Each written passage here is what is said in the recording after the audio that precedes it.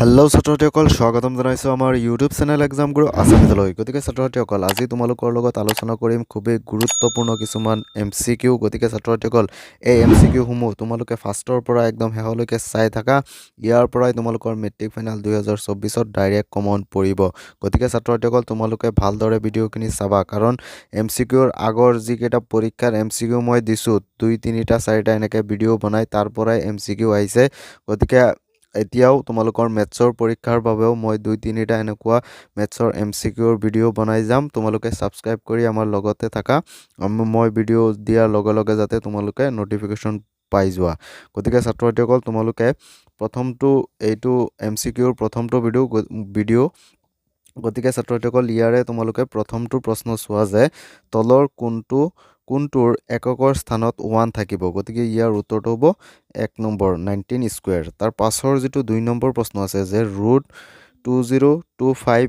= 45 হলে √20.25 হ'ব ইয়াৰ উত্তৰটো হ'ব বি নম্বৰ অপচনটো যে 4.5 তাৰ পাছৰ যেটো প্ৰশ্ন আছে ইয়া তোমালোকে চাও পাৰি আছা 3 নম্বৰ ইউক্লিডৰ বিভাজন এটো খুবই ইম্পৰ্টেন্ট এটা প্ৰশ্ন তোমালোকৰ মেট্ৰিক ফাইনেলৰ কাৰণে এটো প্ৰশ্নটো আছে যে ইউক্লিডৰ বিভাজন এ আৰু বি দুটা যোগাত্মক অখণ্ড সংখ্যা দিয়া থাকিলে কিউ আৰু আৰ এনে দুটা পূৰ্ণ সংখ্যা বিচাৰি পোৱা যাব যাতে a = bq + r যত r এ সিদ্ধ কৰিব গতিকে ইয়াৰ উত্তৰটো হ'ব সি নম্বৰ যেটো অপচন আছে সি নম্বৰটো হ'ব ইয়াৰ শুদ্ধ উত্তৰ তাৰ পাছৰ প্ৰশ্নটো তোমালোকে চোৱা যেটো 4 নম্বৰ প্ৰশ্ন আছে যে পৰিমেয় সংখ্যা ইমানৰ দশমিক প্ৰসাৰণৰ তলৰ কোনটো দশমিক স্থানৰ পিছত শেষ হ'ব গতিকে ইয়াৰ উত্তৰটো হ'ব সি নম্বৰটো 4 তাৰ পাছতে ছাত্ৰসকল তোমালোকে চোৱা যে যদি y = fx বহুপদ ৰাশিটোৰ লেখডালে x অক্ষক দুটা বিন্দুত ছেদ কৰে তেন্তে fx ৰ শূন্যৰ সংখ্যা হ'ব গতিকে ছাত্ৰসকল ইয়াৰ উত্তৰটো হ'ব 2 তাৰ পাছৰ যেটো প্ৰশ্ন আছে তোমালোকে চাব পাৰি আছা যে px = x² - 3 হ'ল a-1 x-1 ৰ বহুপদ ৰাশিটোৰ এটা শূন্য 1 হলে এৰ মান হ'ব গতিকে ইয়াৰ ছাত্ৰসকল ইয়াৰ উত্তৰটো হ'ব এ নম্বৰ যেটো অপচন আছে 1 নম্বৰ হ'ব ইয়াৰ শুদ্ধ উত্তৰ তাৰ পাছৰ প্ৰশ্নটো তোমালোকে চোৱা এইকেইটা প্ৰশ্ন ছাত্ৰসকল খুবেই গুৰুত্বপূৰ্ণ তোমালোকৰ পৰীক্ষাৰ কাৰণে তোমালোকৰ 29 তাৰিখৰ যেটো মেথছৰ পৰীক্ষা আছে তাৰ কাৰণে খুবেই ইম্পৰ্টেন্ট তোমালোকে ভালদৰে চাই যোৱা তাৰ পিছত 7 নম্বৰ যেটো প্ৰশ্ন আছে যে x - 2y = 0 আৰু 3x + 4y = 10 ৰ সমাধান কোনটো হ'ব গতিকে ইয়াৰ উত্তৰটো হ'ব এ নম্বৰ অপচনটো যে x = 2 and y = 1 ইয়াৰ পাছতে যেটো প্ৰশ্ন আছে তোমালোকৰ যে k ৰ কি মানৰ বাবে 4x + 6y = 1 আৰু 2x + ky = 7 সমীকৰণ দুটাৰ কোনো সমাধান নাথাকে গতিকে ইয়াৰ উত্তৰটো হ'ব বি নম্বৰটো k = 3 তাৰ পাছৰ যেটো প্ৰশ্ন আছে যে x² - 4ax + 2ic + 1 = 0 ৰ ভেদ নিৰূপক বা নিৰ্দেশকটো হ'ল ইয়াৰ উত্তৰটো হ'ব সি নম্বৰ অপচনটো হ'ব ইয়াৰ শুদ্ধ উত্তৰ তাৰ পাছৰ যেটো 10 নম্বৰ প্ৰশ্ন আছে যে তলৰ কোনটো দ্বিঘাত সমীকৰণ নহয় ইয়াৰ শুদ্ধ উত্তৰটো হ'ব বি নম্বৰটো তাৰ পাছৰ যেটো 11 নম্বৰ প্ৰশ্ন আছে যে √7 √28 √63 ৰ সমান্তৰ প্ৰগতিটোৰ পিছৰ পদটো ইয়াৰ উত্তৰটো হ'ব ডি নম্বৰ √112 তাৰ পিছৰ 12 নম্বৰ যেটো প্ৰশ্ন আছে মূল বিন্দুৰ পৰা p - 6,8 ৰ দূৰত্ব এইটোৰ উত্তৰ হ'ব 10 এটো তোমালোকৰ যেটো 7 নম্বৰ চেপ্টাৰ আছে তাৰ পৰা আহিছে তাৰ পাছৰ যেটো তোমালোকৰ 13 নম্বৰ যেটো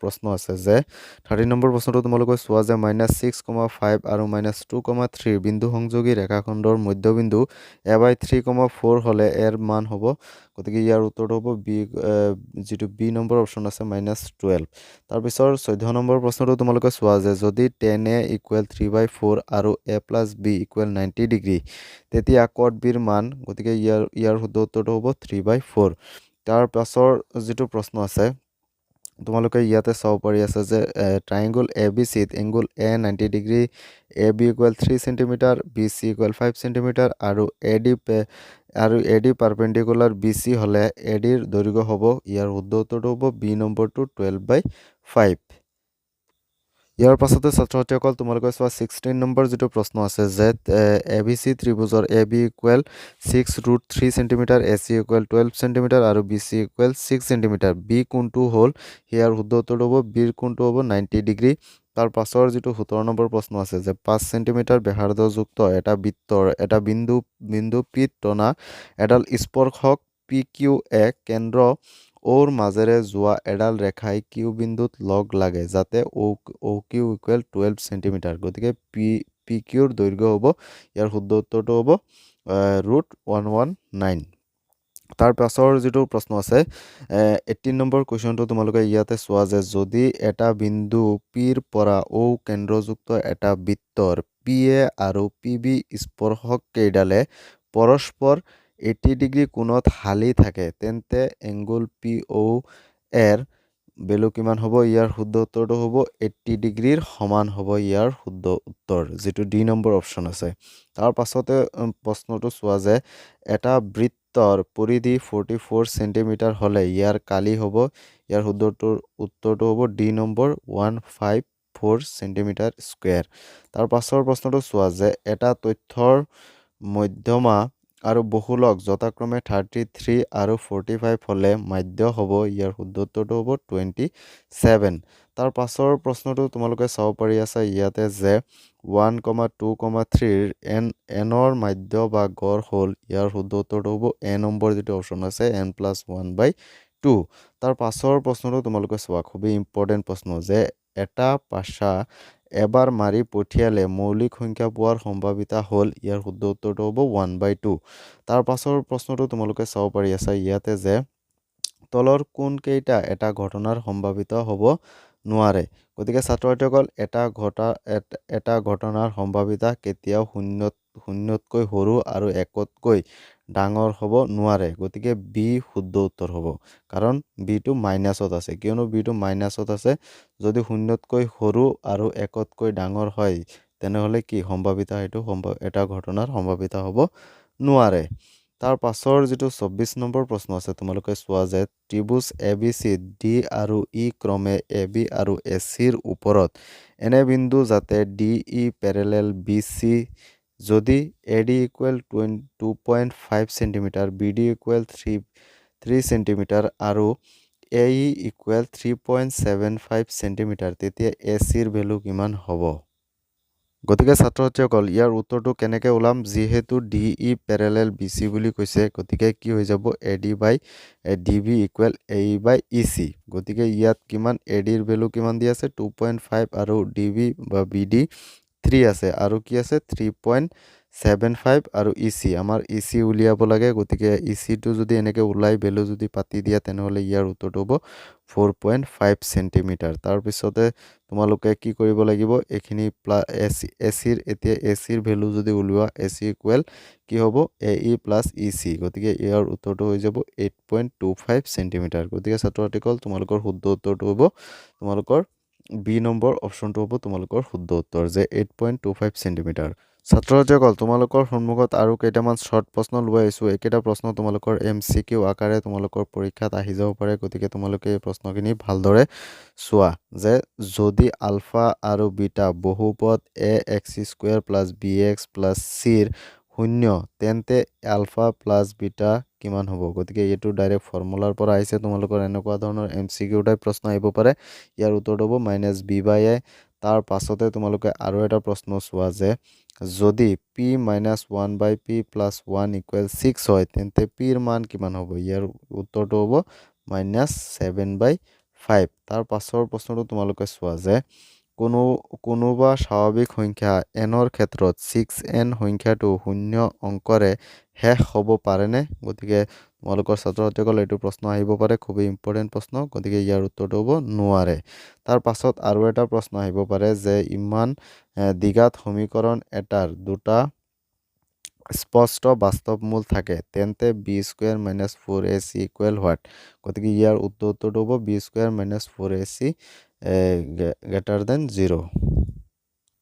ইয়াৰ পাছতে ছাত্ৰ-ছাত্ৰীসকল আৰু কেইটামান MCQ চাই লোৱা যে ইয়াত আছে যে তলৰ কোনটো অনুপাত একেটা সমানুপাত হ'ব।